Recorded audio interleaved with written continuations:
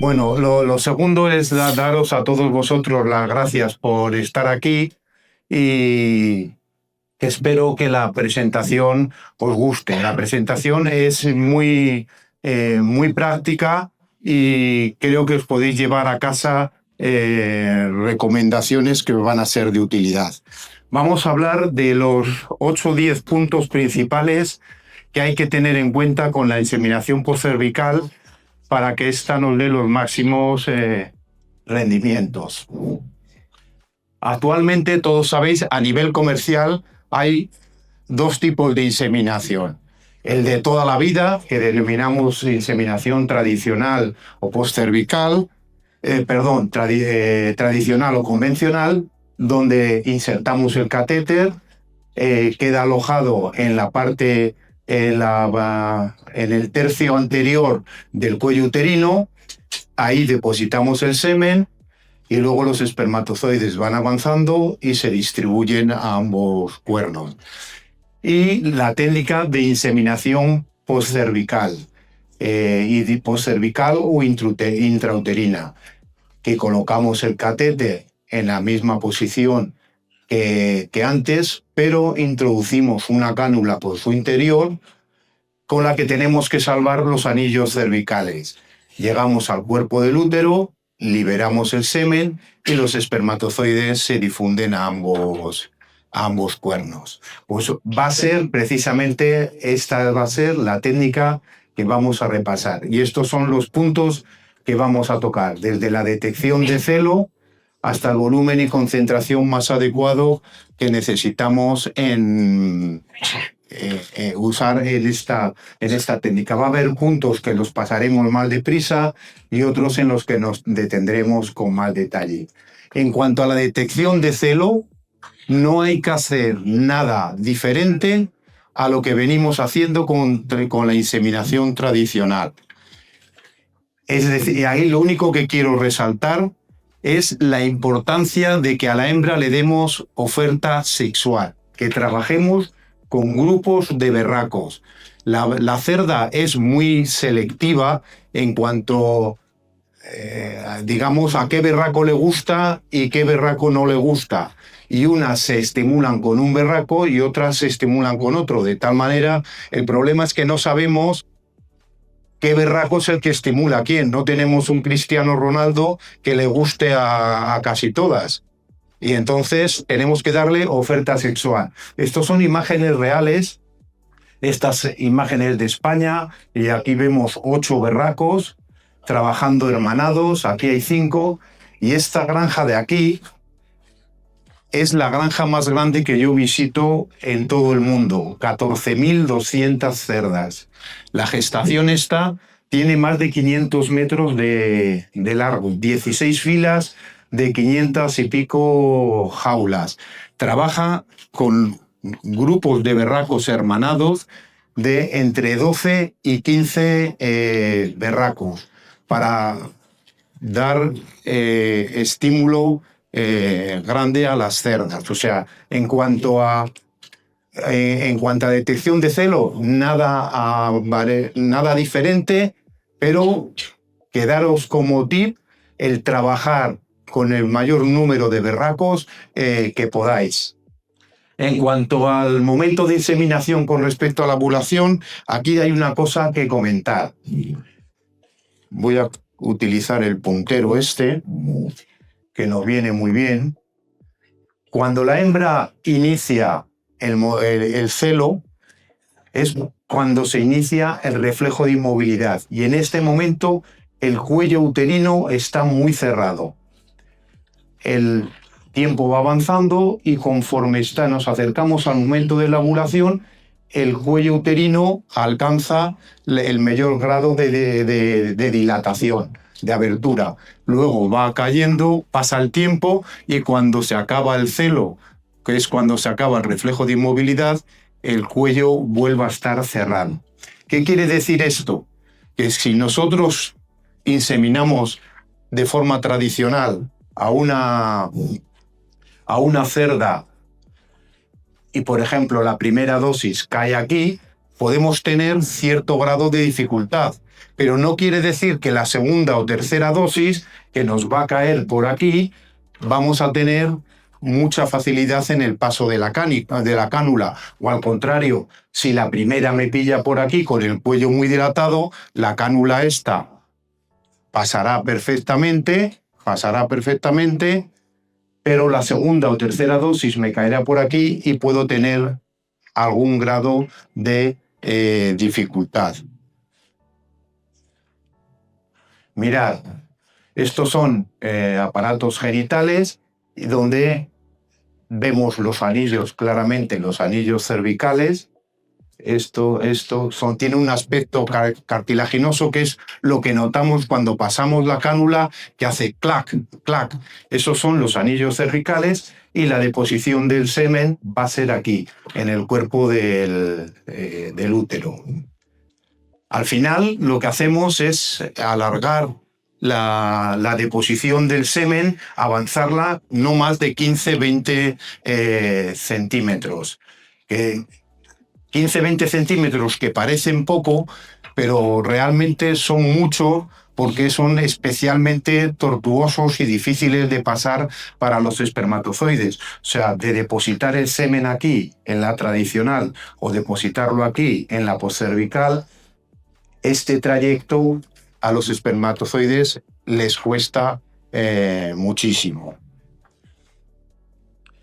Entonces, para la poscervical no hay que modificar en absoluto los protocolos que tenemos diseñados para tradicional en cuanto a timing. Es decir, si yo hago inseminación mañana, tarde, mañana, para poscervical haré mañana, tarde, mañana. Si hago mañana, mañana, mañana, pues mañana, mañana, mañana. No hay que hacer ninguna variación. Este fue un error que cometimos a finales de los años 90, porque cuando empezamos con el desarrollo de esta técnica, precisamente por lo que he comentado antes, como les ayudábamos mucho a los espermatozoides, modificábamos los momentos de inseminación. Y al final era complicadísimo de gestionar a nivel de granja, y vimos que manteniendo los mismos protocolos se obtenían mejores resultados. Un punto importante, la presencia o no del macho de la inseminación. Si yo os pregunto si utilizáis macho delante con la poscervical, la mayoría me vais a decir que no, y estáis en lo cierto. Eso es lo correcto. ¿Por qué no queremos que al inicio la cerda esté estimulada, a diferencia de la inseminación tradicional, donde estimulamos a la hembra para que su aparato genital absorba el semen? En este caso, lo que queremos es que el aparato genital esté en el mayor reposo posible, para que nos permita pasar fácilmente la cánula a través del cérvix.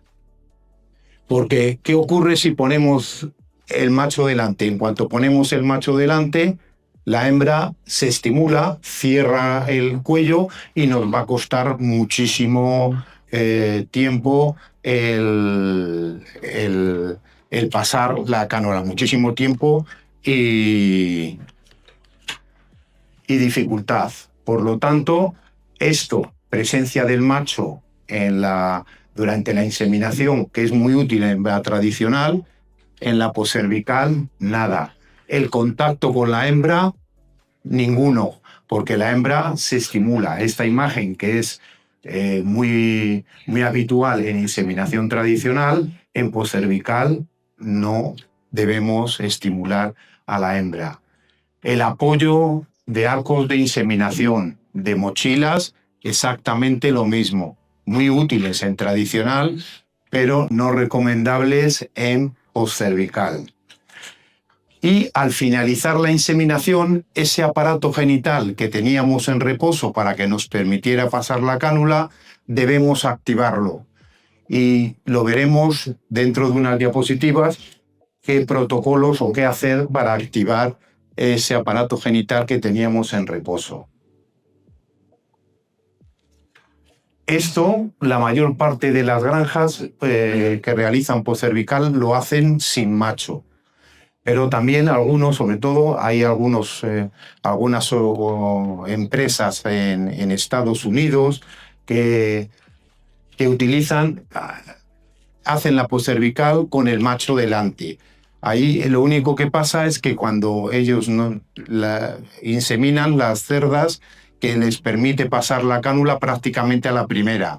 La que tienen cierta dificultad, quitan la cánula y la inseminan de manera tradicional. Es decir, si en poscervical actualmente pasamos, seguro que vosotros pasáis la cánula, pues el 98-99% de las hembras, cuando pones el berraco, este porcentaje baja porque el cuello del útero está más cerrado.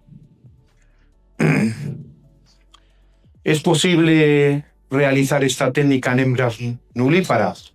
Como posible, sí que es, pero necesitamos una serie de condiciones, como que la hembra sea mayor de 240 días de vida, que tenga 2 ciclos previos al de la inseminación donde su aparato genital se haya agrandado y que tenga un peso corporal de más de 160 kilos. O sea, como poderse hacer, se puede hacer, pero realmente, ¿por qué apenas se le realiza en la poscervical en nulípara? Por esto, hay una gran dificultad o imposibilidad de pasar la cánula por el escaso desarrollo del aparato genital y lo estrecho de la luz uterina. Fijaros aquí la diferencia entre un aparato genital de una multípara y una nulípara. En la nulípara, ahora lo vamos a ver mejor, esta zona de aquí, el cuerpo del útero es muy pequeño, es esta zona de aquí, justo anterior a la separación de los cuernos. Entonces, ¿por qué apenas se realiza? Pues por esto. Mirad, aquí esto es el cuello del útero, de aquí es cuello cervix, aquí es el cuerpo y aquí está cortada la vagina y la vulva vendrían aquí detrás. Si veis, esta parte es fácilmente salvable, pero esta es tremendamente difícil de salvar. Hace unos años en la Universidad de Murcia se hicieron moldes de silicona de aparatos genitales de multípara y nulípara. Mirad la multípara, por aquí podemos avanzar sin dificultad. Esto nos cuesta un poquito más, pero hay espacio. Pero fijaros el molde de la nulípara. Esta parte caudal del cuello la pasamos con cierta facilidad, pero aquí esto está cerrado como una cremallera. Entonces es dificilísimo pasar la cánula.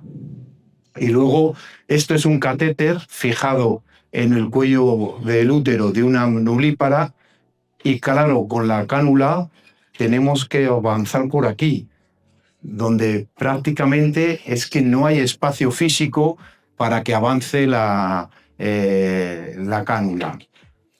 Y entonces podemos causar daño a la hembra. Y la otra razón por la que apenas se hace la inseminación poscervical en nulípara es porque requiere mayor tiempo, bastante más tiempo que la inseminación tradicional cuando no pasa la cánula a la primera vez. Habitualmente, sobre todo en las granjas grandes, la poscervical es la técnica de elección porque es mucho más rápida y se trabaja en forma de equipo. La primera persona va limpiando la vulva, el siguiente introduce el catéter y enfoca ya la cánula, el tercero va pasando la cánula, mete el semen, quita la cánula y deja el catéter fijado, como luego veremos, para estimular. Pues claro, si tú tienes hembras nulíparas entre medio, que te cuesta la relagación, tienes que andar para adelante, para atrás. Y hay alguna empresa en Guatemala, una de las mayores empresas de Centroamérica, que lleva varios años haciendo esta técnica en nulípara. pero claro, tiene una disponibilidad tremenda de mano de obra que nosotros en Europa nos es imposible, porque la media del tiempo, la media de tiempo necesario para inseminar las cerdas se les va a más de 8 minutos. Y nosotros en Europa no disponemos de gente. Mirad, esto es de una granja para que veáis el trabajo en equipo, parte de él. Este es el segundo y está el que va por delante, va limpiando. ¿Lo veis? Introduce el catéter y por detrás viene otra persona pasando la cánula y poniendo la dosis. Lubrifica, luego lo veremos. Este ya va pasando la cánula hasta donde le deja.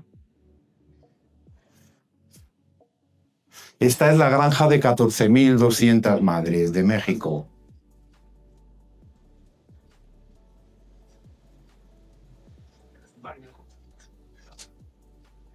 Y ahora empiezan a meter el semen cuando pasan la cánula completamente.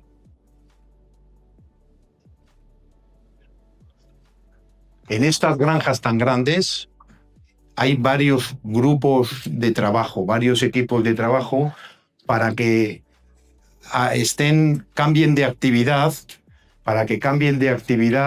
y la verdad es que hay mejores resultados. Lo ves, aquí ya están pasando la cánula hasta el final y ahora ya meten el semen.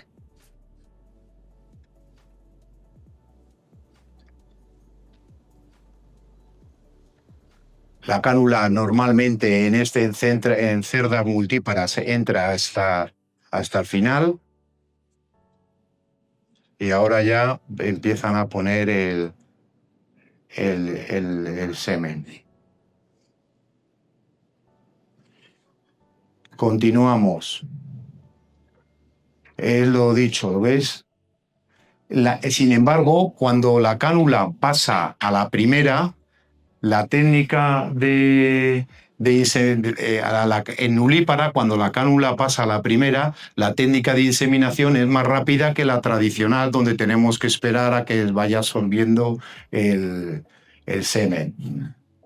En la nulípara, fijaros, queda mucha parte de cánula sin entrar, que tenemos que saber exactamente cuándo hemos llegado al cuerpo del útero para que no se nos vaya a un cuerno solo.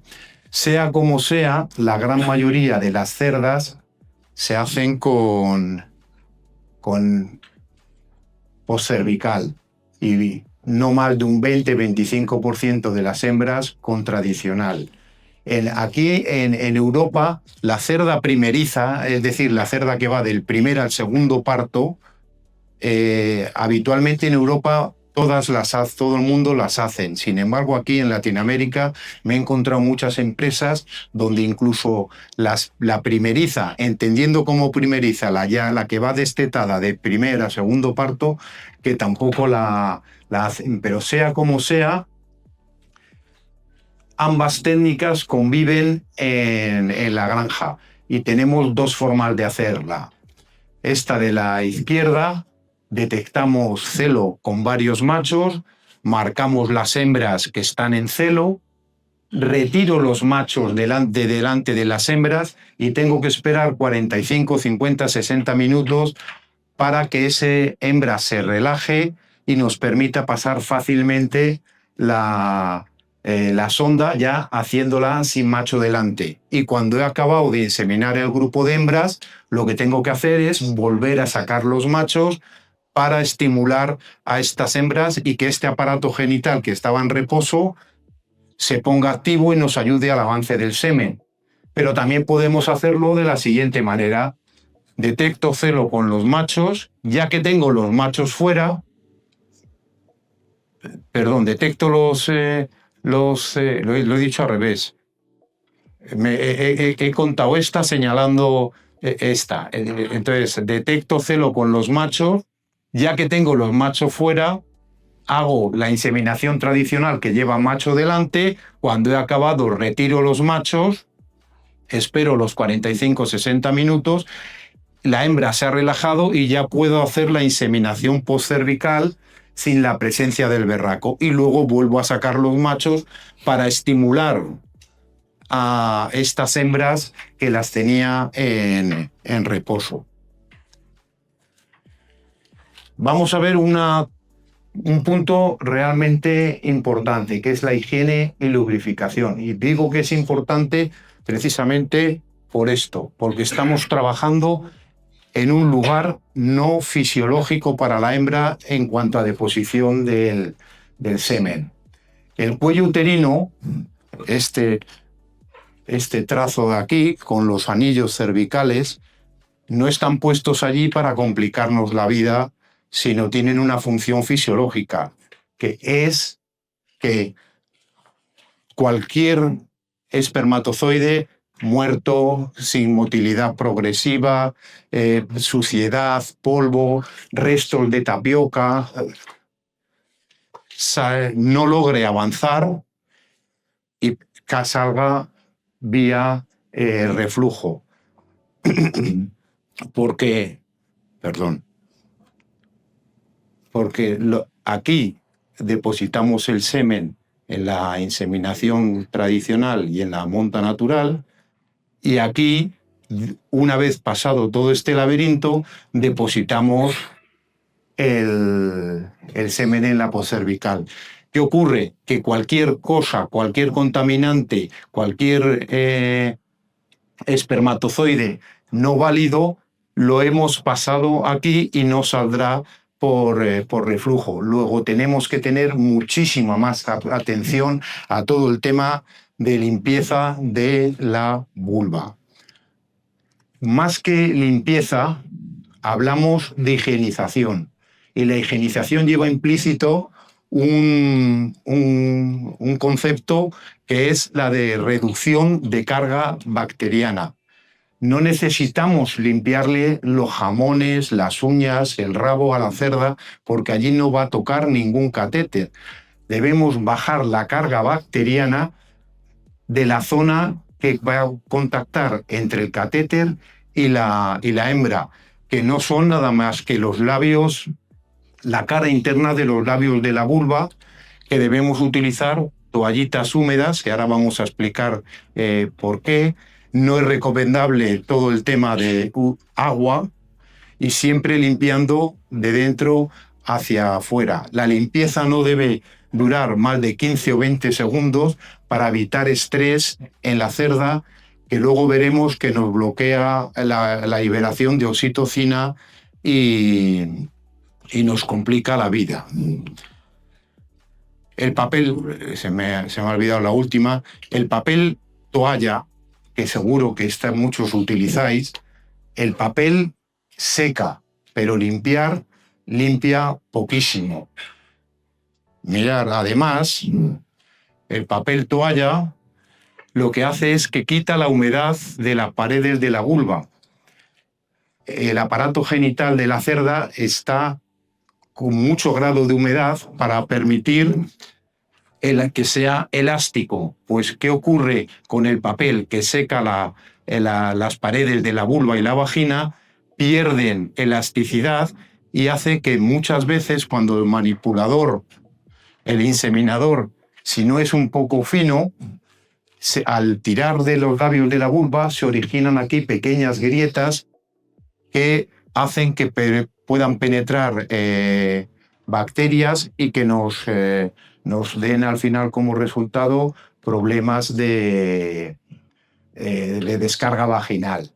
Entonces, lo recomendable es abrir, ahora veremos cómo se hace, limpieza, hacer higienización de la cara interna de los labios de la vulva. Lado izquierdo, lado derecho, siempre de dentro hacia afuera.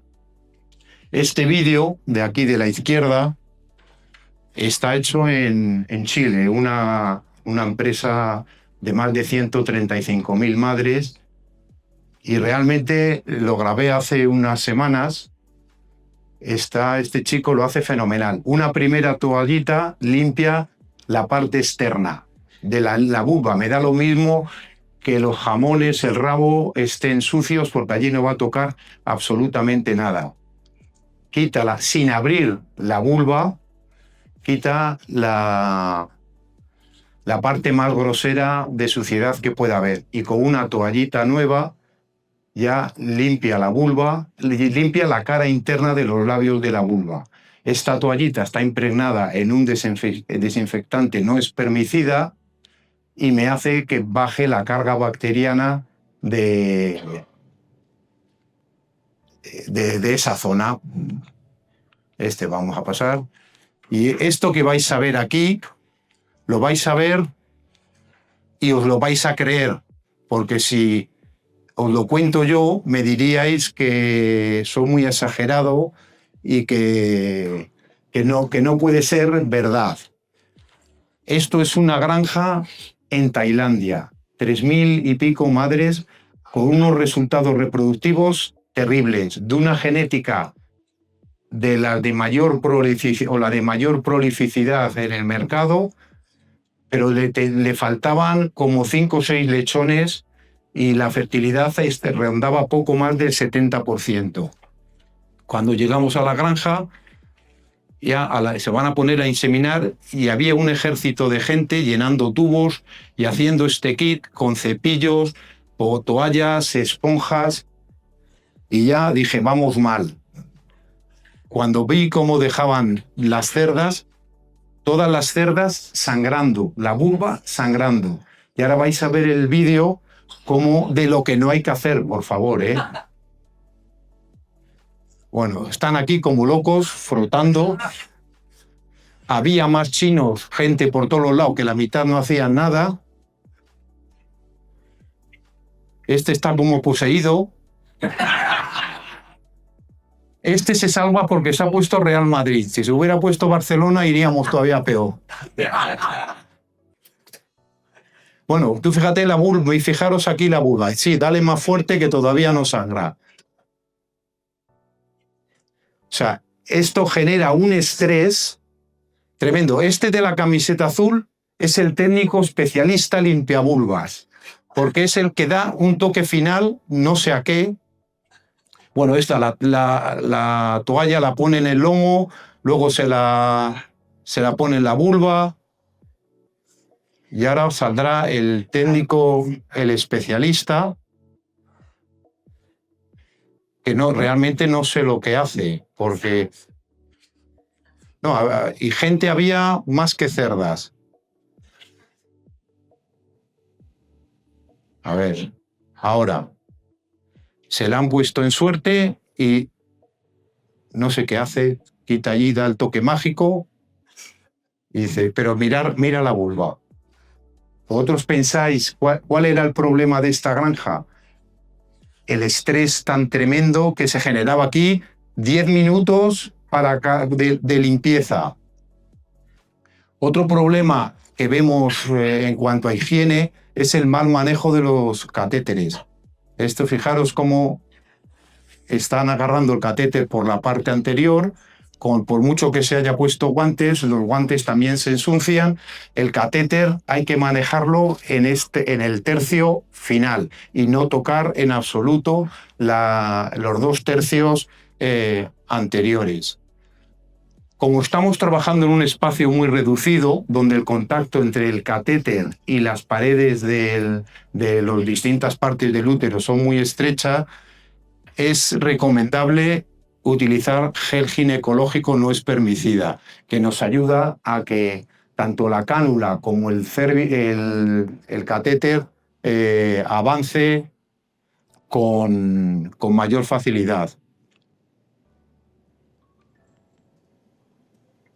¿Lo veis? Se pone el gel sobre la punta del catéter y nos ayudará a que se deslice. Esto es una aberración, el utilizar parte de la dosis como lubricante. Primero, desperdicia el diluyente.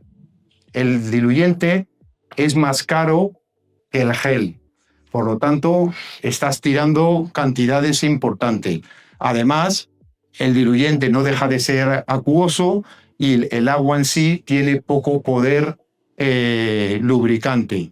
Y luego lo más grave es que estás tirando el material genético al suelo. Entonces, esto realmente es, y por desgracia, todavía se ve. Un comentario sobre catéteres prelubrificados. Como idea es buena, pero el problema es que los catéteres se almacenan, sea por el distribuidor, sea en la granja, durante mucho tiempo. Y en zonas de calor, primero la espuma absorbe el lubricante y en zonas de calor llega incluso a caramelizarse y a formarse pequeñas aristas que cuando metes el catéter se puedes dañar a la hembra. Mirad, estos son catéteres abiertos, veis que no queda absolutamente nada de gel encima. Si comparamos el catéter lubricado externamente y el prelubricado, hay una diferencia importante. Además,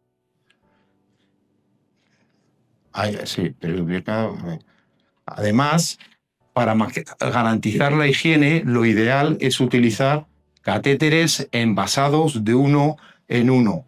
Estos sistemas que empezamos a utilizarlos hace ya años, donde se comercializaban las cánulas por una parte y los catéteres por otro, pues realmente actualmente no son recomendables porque tenemos la posibilidad de utilizar el envase unitario.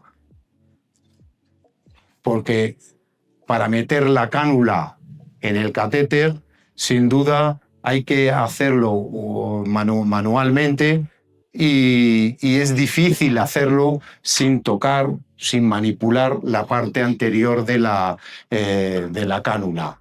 Y encima, si lo hacemos en la gestación, donde por desgracia no es el ambiente más sano que respiramos, pues vuelvo a repetir, no es recomendable. ¿Qué tipos de catéteres y cánulas puede utilizar? Pues se pueden utilizar todos si están bien utilizados.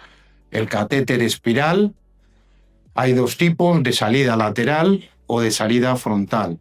Para postcervical, este no es válido y este sí, porque en este la cánula va a salir por aquí y se va a ir hacia las paredes y va a causar problemas.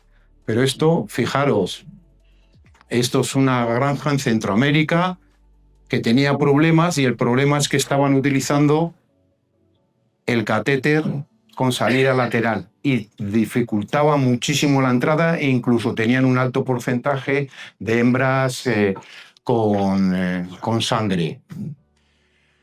Vuelvo a repetir, cualquier catéter es válido, pero es importante que tengan trasera y que tengan tapón, como luego veremos. Me da lo mismo que sea de espiral o de espuma. No hay ninguna diferencia entre utilizar uno y otro si se utilizan bien. Y la tendencia a nivel mundial es el catéter de espuma. Está prácticamente totalmente desbancando al de espiral. En cuanto a las cánulas, os he puesto aquí diseños de los años 90, que eran como un gancho, uno había que girarlo, que era como punta de arpón, y todo esto pasó a la historia y actualmente hay cánulas de salida frontal o con dos salidas lateral, para que nosotros hemos desarrollado una cánula triple que tiene la salida tiene la salida frontal y la doble salida lateral. Vamos a ver este vídeo, pero si yo os pregunto ¿por dónde sale el semen? ¿Por el frente, por los dos laterales, por los tres a la vez? ¿Qué diríais? Los laterales. Pues vamos a verlo. El semen saldría por el frente, pero en cuanto se tapa, se liberan los otros. La respuesta correcta es: no tenemos ni idea por dónde va a salir el semen. Va a salir por el agujerito que más libre esté. Daros cuenta que esto está así metido y las paredes tienen íntimo contacto con la cánula. Y entonces va a salir, en los líquidos se mueven hacia el lugar que le es más fácil. Entonces podrá salir por el agujerito derecho, por izquierdo, por el frente. La respuesta es: no lo sabemos, porque esto, que lo grabamos en la oficina, en la empresa, no refleja la situación de la inseminación, donde por aquí no tiene paredes cercanas. El útero no es un globo donde los chorritos van a salir para la derecha o para la izquierda, sino que están en íntimo contacto. Mira, la deposición de semen es aquí, en este trocito, en el cuerpo.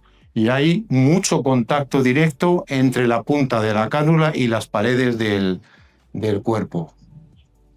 Entonces, las ventajas de la cánula triple es que hay que hacer menos presión porque tiene más facilidad de salir, no se bloquea el flujo, el semen fluye fácilmente y evita al inseminador tener que recolocar la cánula. Bueno, esto me lo voy a saltar, que es esta pieza que fijaba el catéter, la cánula, para que no se moviera. El stopper, cuando te queda mucha parte de cánula en el exterior, para que no se salga, teníamos esta pieza que evitaba que la cánula se saliera.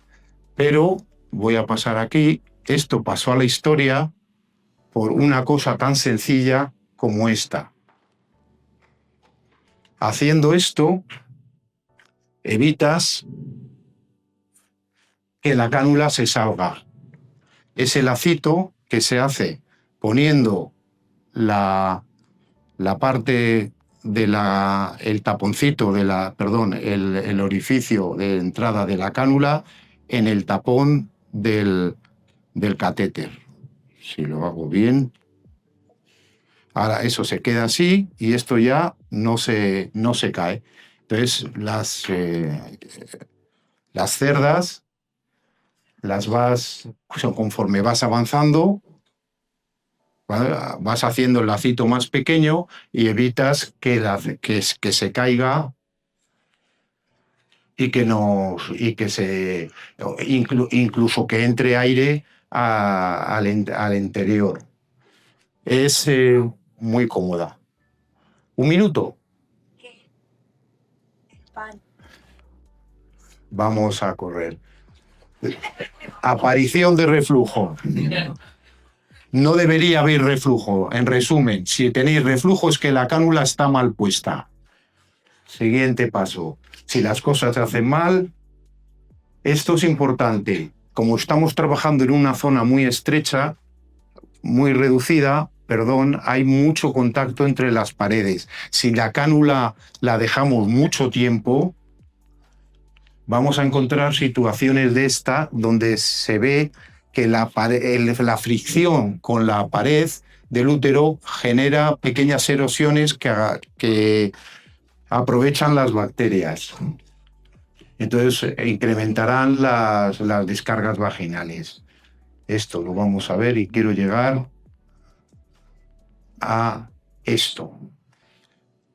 La activación del aparato genital de la hembra es fundamental. Fijaros, es lo larguísimo que hay, que es esto. Es un aparato genital, ahí le ponemos el semen, esto es el cuerno uterino, aquí se forma el reservorio se van acumulando los espermatozoides que llegan aquí hasta que esperan y detectan que la hembra está ovulando, recorren el oviducto, el ovario suelta los ovocitos y se fecunda aquí. Pues desde aquí hay más de 3 metros. esto o la hembra nos ayuda con movimientos peristálticos o no vamos a lograr la cantidad de espermatozoides suficientes para una correcta fecundación de todos los ovocitos. Entonces, de aquí la necesidad de al final estimular con presencia de berracos y siempre con catéteres que nos permitan cerrar, no como estos, sino como estos que nos permitan cerrar el taponcito. El bloqueo de la liberación de la hormona que activa los movimientos peristálticos es la oxitocina. Y la oxitocina podemos bloquear su liberación cuando hay situaciones de estrés en el entorno de la inseminación y hasta 30 minutos siguientes a la inseminación. Por lo tanto, debemos recordar lo larguísimo del aparato genital. A la hora de inseminar, solo inseminar, hacerlo todo de manera muy tranquila. Limpieza de vulva excesivamente traumáticas, como hemos visto. Y movimientos de las hembras recién inseminadas son contraproducentes. Debemos esperar al menos 2 horas para poder mover las hembras. Y estamos acabando, María Alejandra, no te pongas nerviosa, que estamos acabando. ¿Cuál sería la mejor concentración? No solo es concentración y volumen. Sabemos que las hembras se podrían quedar preñadas con 1000 millones, incluso con menos, pero eso es cuando todo ocurre con normalidad, pero en las granjas siempre nos ocurre algo.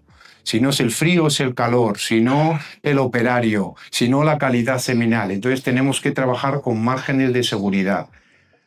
La hembra, el aparato genital de la cerda está diseñado para trabajar con altos volúmenes. Un macho monta natural le mete en una buena tarde 350-400 centímetros cúbicos. Este eyaculado esto está sin diluir y tenía casi 600 centímetros cúbicos. Que lo voy a pasar.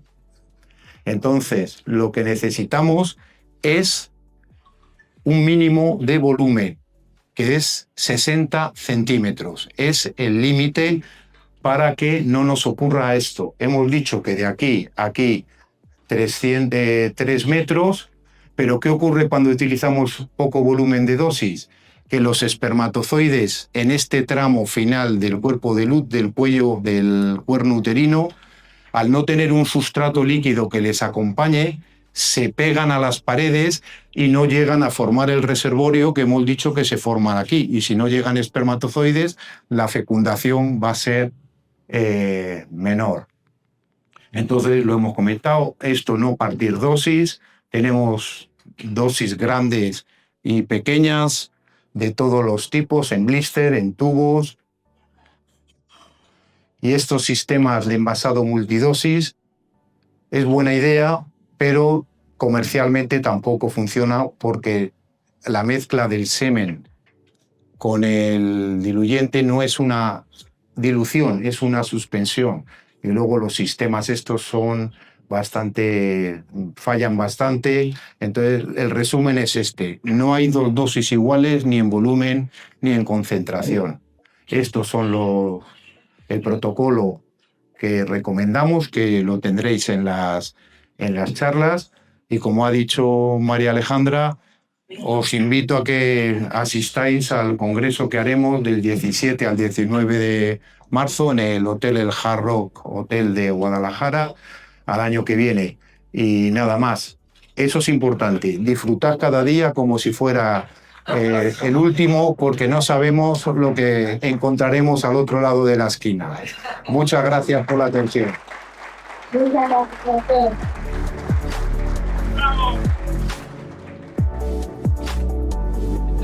Para dosis postcervicales, en caso de utilizar en hembras nulíparas, ¿cuál sería la concentración de dosis seminal recomendada?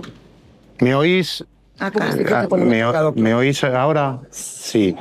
La concentración de la dosis para nulípara es exactamente igual que la multípara. Habitualmente He dicho antes que sabemos que las hembras se pueden quedar con 1.000 millones de espermatozoides en dosis, pero eso es cuando rueda todo perfecto. Y como no, por desgracia, no ocurre así siempre en la granja, debemos trabajar con márgenes de seguridad. Y entonces nos vamos a cifras entre 1.500 y 1.800 millones con 60 centímetros cúbicos, pero vuelvo a repetir, tanto para la multípara como para la nulípara. Y las dosis tradicionales depende del sistema con el que trabajáis de evaluación seminal. Si tenéis un sistema casa de última generación, esto permite trabajar hasta con 2.300 millones en 80 centímetros cúbicos. Y si no, lo más seguro, si no tenéis estos sistemas, lo más seguro es irse al entorno de los 3.000 millones en los mismos 80-85 centímetros cúbicos.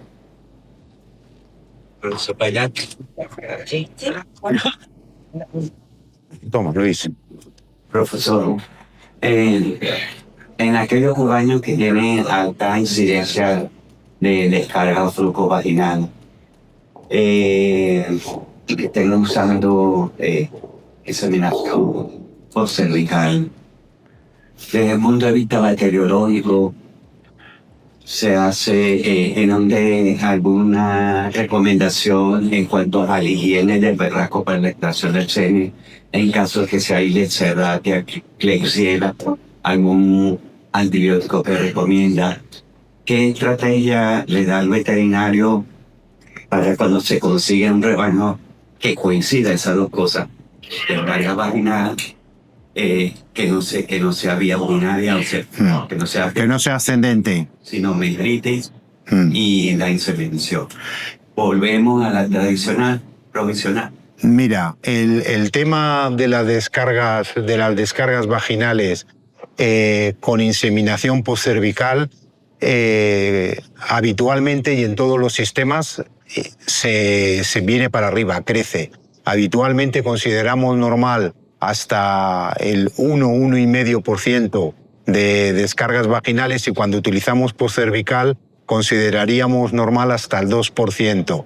Pues la razón es por todo lo que hemos comentado.